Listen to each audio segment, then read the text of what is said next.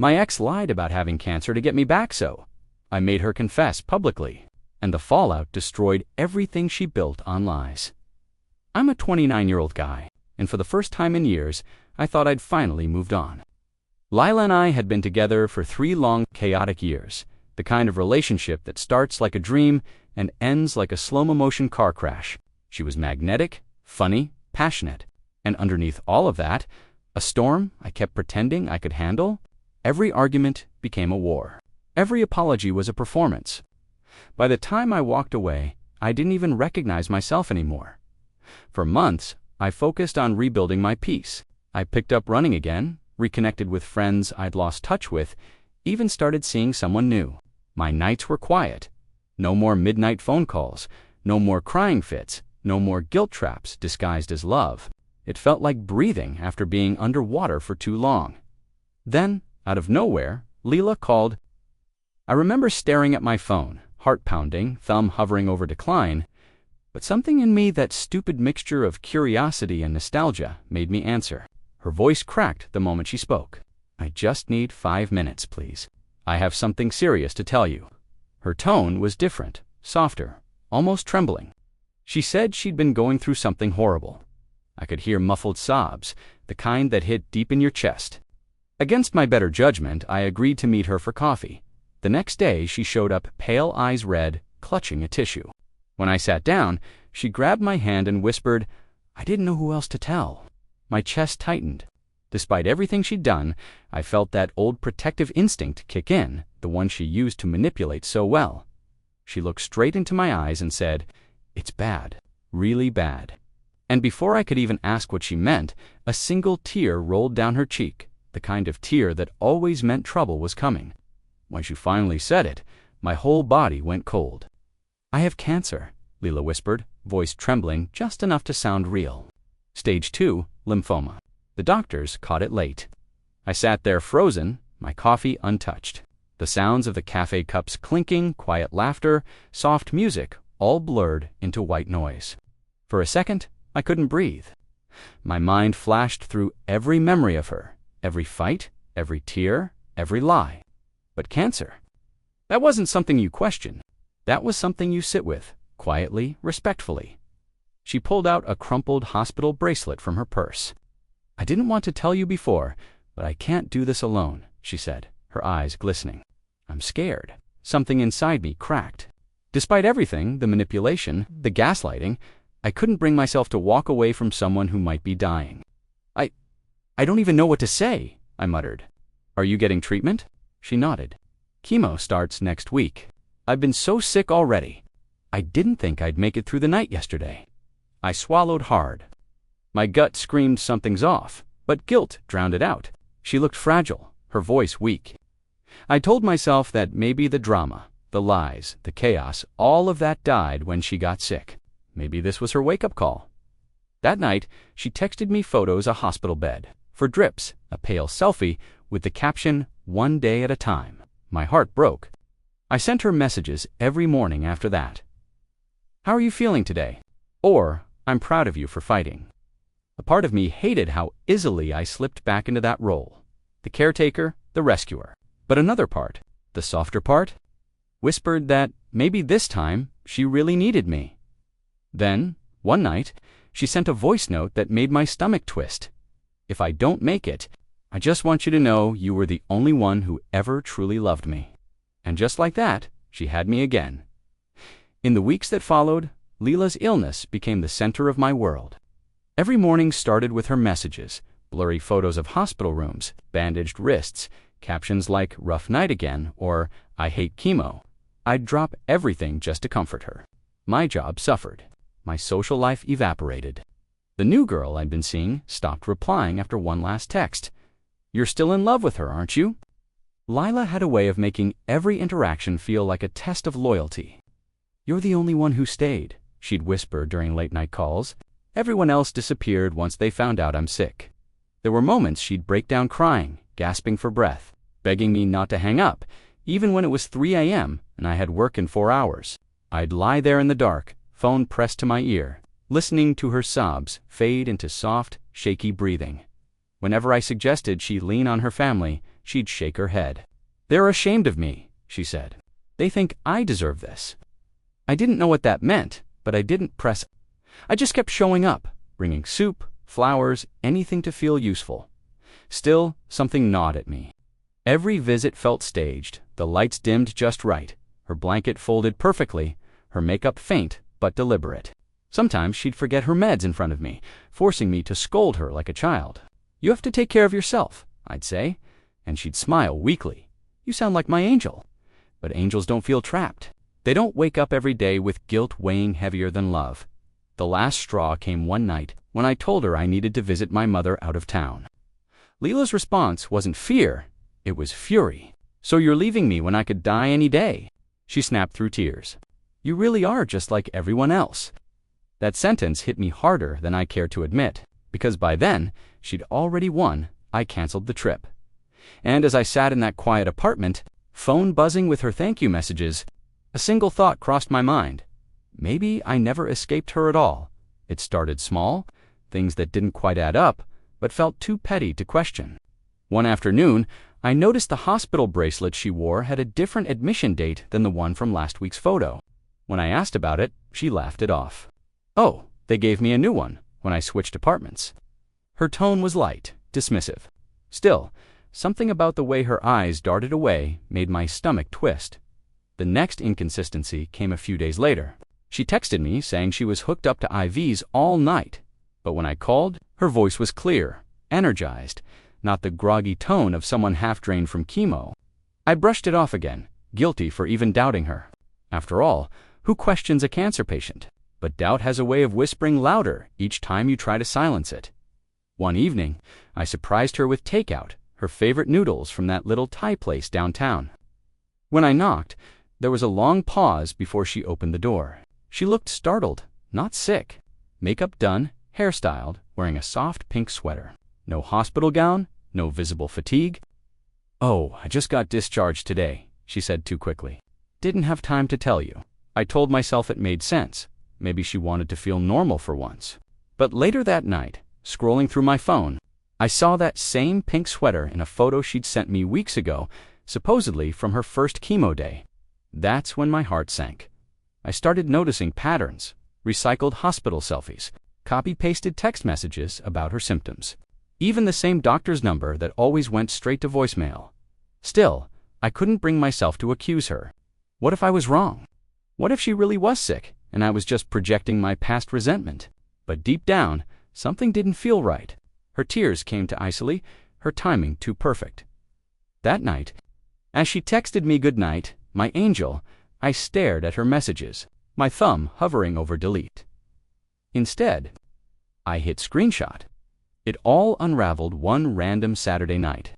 I was scrolling through social media, trying to distract myself from the creeping doubt, when her name popped up on my feed, a tagged photo from a coworker's birthday party.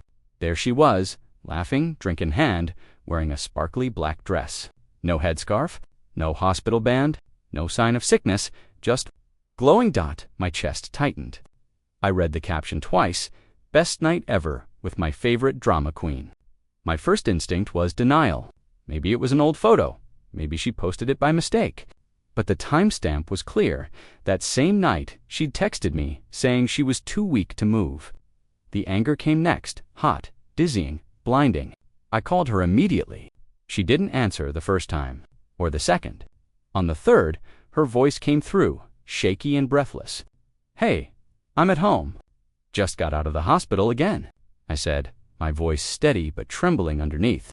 "Because it looks like you were at the Lantern Bar 2 hours ago." There was silence, then a sharp inhale.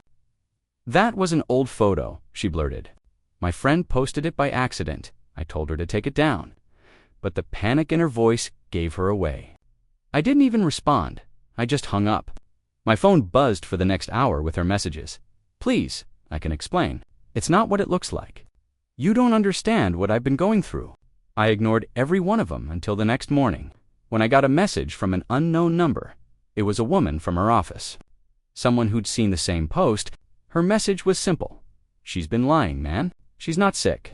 She tells everyone different stories to get attention." I thought you knew. I read that text a dozen times before it sank in. The photos? The calls, the hospital stories, all of it fake. Every bit of guilt she'd fed me, every tear she'd used to reel me back in. That's when something inside me shifted. I didn't cry. I didn't scream.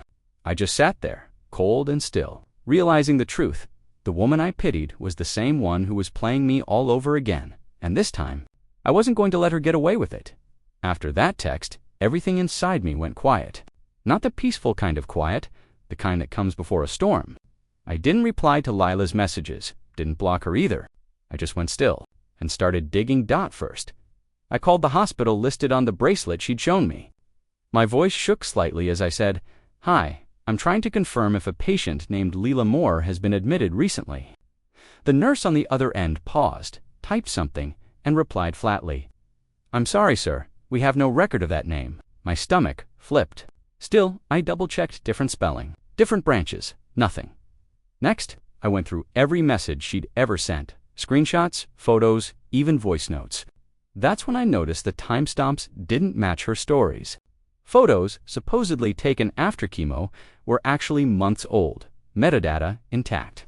The voice notes were staged, background noises looping, faint sound effects that didn't belong in any real hospital room. I decided to play along. When she texted me a week later saying, "I'm getting worse," I replied with fake sympathy, "I've been talking to some charities that help cancer patients. Maybe they can help with your bills." She instantly replied, "No. I don't want strangers involved. Please, just you." That was confirmation enough. She didn't want help. Just controlled Dot. So I made a burner account and messaged her pretending to be a volunteer from a cancer support organization. She responded almost instantly, playing the same role, the trembling victim, the lonely fighter. When I asked for her doctor's details to process aid, she ghosted. Then, hours later, she texted me from her real number, saying she was thinking about me nonstop. That's when I realized she wasn't just lying, she was addicted to being the center of someone's world, no matter how much destruction it caused, and I was done being her audience. From that night on, I started documenting everything, dates, screenshots, call logs, even social posts. I didn't know what I'd do with it yet, but one thing was certain: when the truth came out, she wouldn't see it coming. I thought uncovering the truth would make me feel powerful. It didn't. It made me feel hollow. Knowing she'd lied about cancer, about dying, wasn't satisfying. It was sickening. I stared at those screenshots night after night, reading her fake hospital updates. Her eye threw up again texts, her voice messages of manufactured sobs. Every lie felt like a bruise. I'd been too blind to notice forming. But the worst part wasn't her deceit, it was the silence that followed. When I finally pulled back, stopped replying, stopped showing up, she shifted the narrative overnight. Suddenly, I was the heartless ex who abandoned her during chemo. Mutual friends texted me things like, "Hey man, I heard about Lila. You really left her while she's fighting cancer." One even said, "Dude, she's telling people you cheated while she was sick." It spread fast, faster than the truth ever could. People looked at me differently. My phone stopped lighting up. Invitations dried up. Even my boss noticed my distraction at work and suggested I take time to process things. I was the villain in a story I didn't write. Then came the final blow, a clip someone sent me from her life. Leila sat in front of a camera, pale makeup and crocodile tears, thanking her followers for donating to help with treatment. She called me by name. Said I'd emotionally destroyed her when she needed love most. Comments flooded in, strangers calling me a monster, a coward, a man without empathy. I watched it on loop until my chest physically hurt. The woman who lied about dying was being worshipped, and I was drowning under the weight of her fiction. That night, I didn't eat. Didn't sleep. I sat in the dark, surrounded by screenshots, wondering how someone could fabricate such cruelty and still look in the mirror. For the first time in years, I felt truly broken. She'd taken everything: my reputation, my peace, my faith in people. And that's when something inside me changed. If she wanted to live by lies, then I'd make sure the truth destroyed her. The next morning, I woke up with a clarity I hadn't felt in months. No more guilt. No more hesitation. I wasn't going to yell or confront her again. That's what she thrived on. Chaos fed her. Silence would starve her. So I started planning. I reached out to one of her closest friends, Mia, the same woman who had once defended her to everyone. I sent Mia the hospital confirmation, the screenshots, the reused selfies. For a while, there was no response. Then finally, a single message came back. "Oh my God." I had a feeling something wasn't right. From that moment, Mia became my silent ally. Together, we decided to let Leela dig her own grave publicly. I texted Leela that night. "I've been thinking a lot," I wrote. "You don't deserve to go through this alone. I want to help," she replied within seconds, a flood of crying emoji, voice note saying, "You've no idea how much that means." Her tone was syrupy sweet, that fake fragility back in full force. I suggested something small, a fundraiser, live stream, to raise awareness for her condition. "People want to support you," I said. "It could really help." Her eyes lit up like a spark. "That's actually a great idea," she said. "You'll host it with me." Of course, I lied. Over the next few days, I collected everything I needed. Her voice recordings, where she slipped up the metadata from her hospital pictures. Even her coworker's testimony confirming she'd faked sick leave. Every detail lined up perfectly. While she rehearsed her tragic story, I rehearsed my calm. I wasn't out for revenge anymore. I was after truth. Cold, undeniable, devastating truth. On the day of the live stream, she showed up looking radiant, all smiles, perfectly staged lighting behind her. She introduced me as the man who never gave up on her. And as the comments filled with sympathy and hearts, I looked into the camera and smiled back. Because I knew that in a few minutes, the world would finally see her for who she really was. The live stream started like every other. Performance she'd given, flawless. Leela sat beside me on the couch, draped in a soft cardigan, eyes glassy, voice trembling just enough to sound believable. "Some days I can't even lift my head," she said to the camera, clutching my hand dramatically. Thousands of viewers tuned in, sending heart emojis and prayers. "Stay strong, Queen. You're an inspiration." The chat scrolled endlessly. I sat quietly, pretending to be the supportive ex. My pulse thudded in my ears, not from nerves, from focus. Every lie that left her lips was another nail in the coffin. She didn't realize she was building. After 20 minutes, I leaned forward and said softly, "Lila, you've been so brave through this. Maybe we should share your story properly. The hospitals, the doctors, the treatment plan, so people know exactly where their donations are going." Her face froze for a split second. I don't think people care about that part," she stammered. "Oh, I think they do," I replied, turning to the camera. "In fact, I reached out to the hospital myself. They were confused. They said they've never had a patient named Lila Moore." The chat slowed, then exploded. Leela's eyes went wide. "That's a mistake," she said, laughing nervously. "They must have mixed me up." Mia's voice came from off camera, trembling but firm. "They didn't," I called too. "You never had cancer, Lila." The comments went ballistic. "Wait, what? Is this fake?" She lied. Leela's mask cracked, her breathing turned shallow, eyes darting everywhere, searching for an exit. "Show them your chemo records," I said quietly, "or your doctor's note. Anything." She just shook her head. "This isn't fair," she whispered. "You don't understand what it's like to be alone." "You're not alone," I said. "You're just a liar." She lunged to end the stream, but it was too late. Screenshots had already been taken, clips already saved, truth already unleashed. When the feed finally cut, she sat trembling, face pale, mascara streaked. "You ruined my life," she whispered. I looked at her for a long moment before standing up. "No, Lila," I said quietly. "You did that yourself." By morning, the video had gone viral. Not just locally, everywhere.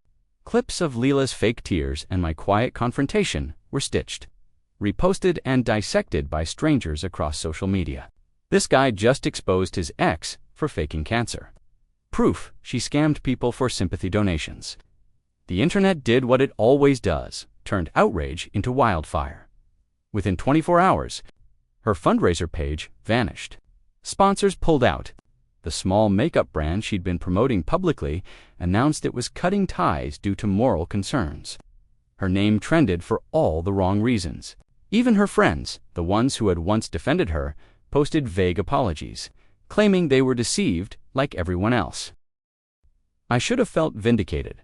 I should have felt something, but all I felt was tired. Watching her empire of manipulation crumble wasn't satisfying. It was strangely hollow. I'd spent so long hating her that I forgot what peace was supposed to feel like. Still, the calls started pouring in. Reporters, YouTubers, drama channels wanting a statement. I ignored them all. This wasn't about fame. It was about finally ending the cycle. Lila, though, didn't go quietly. She messaged me dozens of times, long voice notes alternating between sobbing, begging, and rage. "You don't understand. I was scared of losing you. You've destroyed my reputation. Are you happy now? Everyone hates me. I can't go outside." I listened to one, maybe two. Then I blocked her. A week later, someone sent me a photo, Lila sitting alone in her car, face pale, staring at her phone. The caption read, "The girl who lied about cancer." For a second, I almost felt sorry for her. Almost, but empathy can't survive in the ruins of trust. I didn't expose her to hurt her. I exposed her because silence had protected her for too long. And for the first time in years, I finally felt something close to justice cold, quiet, and irreversible. In the weeks that followed, everything went eerily quiet. The chaos that once consumed my life, the phone buzzing, the guilt, the midnight calls, vanished. It should have felt like freedom, but at first, it just felt empty. I'd built my days around her pain, her lies, her manipulation. Without that noise, silence felt foreign. Friends who'd once doubted me started reaching out again, offering awkward apologies. "Man, we're sorry. We really thought she was sick." I'd just nod, saying, "Yeah, so did I." But I could see the pity in their eyes, not for her, but for me. They saw what she'd done. The world did.